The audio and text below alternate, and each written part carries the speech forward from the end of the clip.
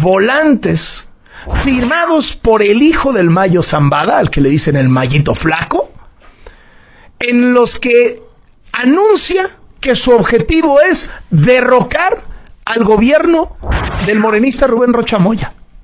No solamente eso, lo acusa de haberse coludido con los chapitos y de tener al Estado en la situación en la que la tiene. Es una facción del cártel más relevante de este país, anunciando una guerra política contra un gobernador de un estado que frente a los ojos de todo el mundo está bajo sospecha de haberse coludido con el crimen organizado. Ya olvídese de que sea un gobierno que no haya podido pacificar la región, la ciudadanía en pánico, muerta de miedo, la economía arrinconada, los negocios abren menos tiempo, los restaurantes están semivacíos, los papás siguen teniendo miedo de llevar a la escuela a sus hijos, ya ni al béisbol van el fin de semana. Y mire que en Culiacán no ir al béisbol está más penado que no ir a misa. Tengo en la línea a Carlos Matienzo, tiene una maestría en seguridad internacional, es especialista en temas de seguridad. Carlos, qué gusto saludarte, ¿cómo estás? Muy buenas tardes. Muy bien, Carlos, el gusto es mío y un saludo a tu auditorio. ¿Qué se puede decir sobre la violencia en México en estas poco más de 3 semanas que lleva en el poder la doctora Claudia Sheinbaum, empezando en los casos de Sinaloa, en lo de Chiapas, en lo que hemos visto en Guerrero y en el favorito de la presidenta, Guanajuato? Pues, Carlos, que la violencia, los fenómenos de violencia no conocen de los tiempos políticos. Este es el inicio, y lo sabíamos, el inicio de gobierno más violento de la historia de México, porque así lo indican los datos de homicidios, pero además es un inicio de sexenio conflictivo, en el sentido de que no solo es la violencia ya, digamos, internalizada de algunos estados, sino que iniciamos un sexenio en medio de un conflicto abierto, muy sonoro, que es el caso de Sinaloa. Yo lo compararía tal vez solo con el caso de la transición de 1994-1995, cuando el conflicto zapatista estaba, digamos, en su efervescencia, y era de otra característica, porque había posibilidades de resolverlo por la vía del diálogo, ¿no? Aunque no con pocos tropiezos.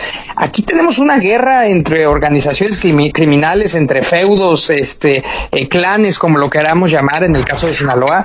Tenemos el otro conflicto abierto también, qué casualidad, también en Chiapas, en la frontera con Guatemala, y tenemos los otros pequeños focos rojos, pequeños me refiero en ese impacto mediático, pero tenemos Morelos, tenemos Colima incendiados, tenemos el caso de Guerrero, por Dios, lo que pasó en Chilpancingo, y otros estados también como Guanajuato y como el caso de Sonora. Es un inicio de sexenio que nadie querría tener, pero así le dejaron el país a la nueva presidenta. Uh-huh. ¿Crees que está haciendo lo correcto para pacificarlo? Mira, yo creo que es muy pronto para saber, incluso para poder determinar qué está haciendo. Platicamos la última vez, hay un viraje, hay al menos una buena intención. Te escuchaba yo en uno de tus noticieros decir muy acertadamente, no se mencionó la palabra abrazo, la frase abrazos no balazos ni una sola vez. Pues positivo, pero no deja de ser más que una señal. ¿Qué sabemos de lo que ha pasado, digamos, en terreno?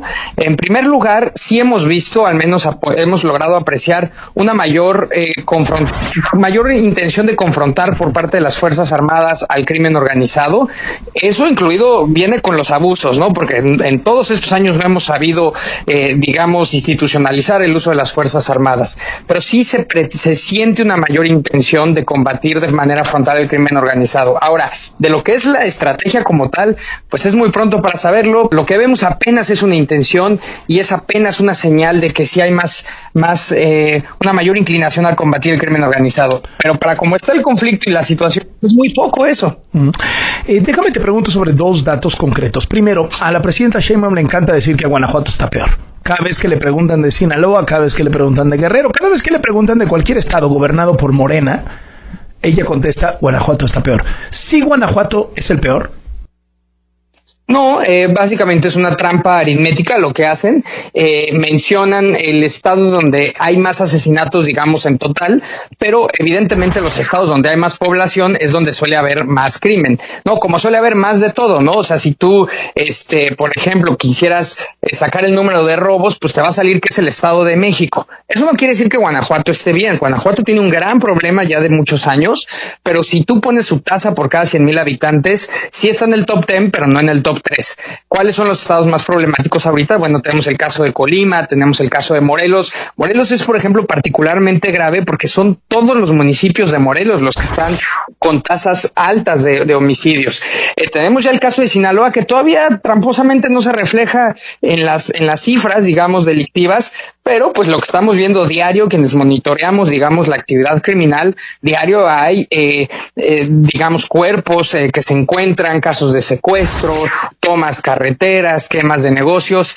Guanajuato no está en la efervescencia de su propio conflicto. Ese momento ya pasó. Sigue siendo un lugar altamente problemático y violento, pero hoy la efervescencia está en otros lados, ¿no? Está en ciudades como Acapulco, de nuevo, que hemos dejado de hablar de Acapulco en mucho tiempo. Sí. Acapulco diario tenemos es que lo de Sinaloa es brutal, ¿no? Y jala la marca porque cada día es algo brutal. O sea, y luego avientan volantes desde el aire con avionetas para anunciar que quieren derrocar al gobierno. O sea, llegas a un nivel que dices, qué cosa, ¿no? Yo, francamente, tú llevas cubriendo más esto, Carlos. Francamente, yo no recuerdo un periodo de inestabilidad tan largo en un mismo lugar. Probablemente Tamaulipas, Nuevo León en su momento, por ahí de 2011, o Michoacán. Michoacán particularmente cuando fue el conflicto con las autodefensas. A eso lo equipararía yo, ¿no? A una guerra abierta, ¿no?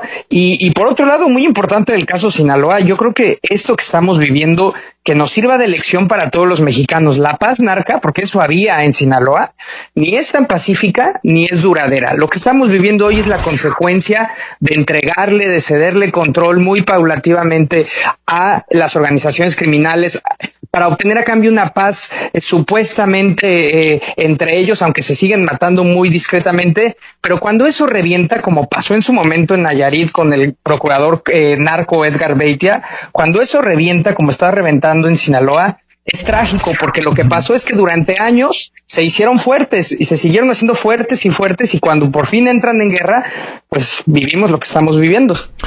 ¿Sirve que haya costos políticos? Es decir, mucha gente, ayer el PAN, sin ir más lejos, pide la renuncia del gobernador de Sinaloa. La fiscalía acusa de montaje al gobierno de Sinaloa. El gobierno de Sinaloa dice que la fiscalía es la que miente.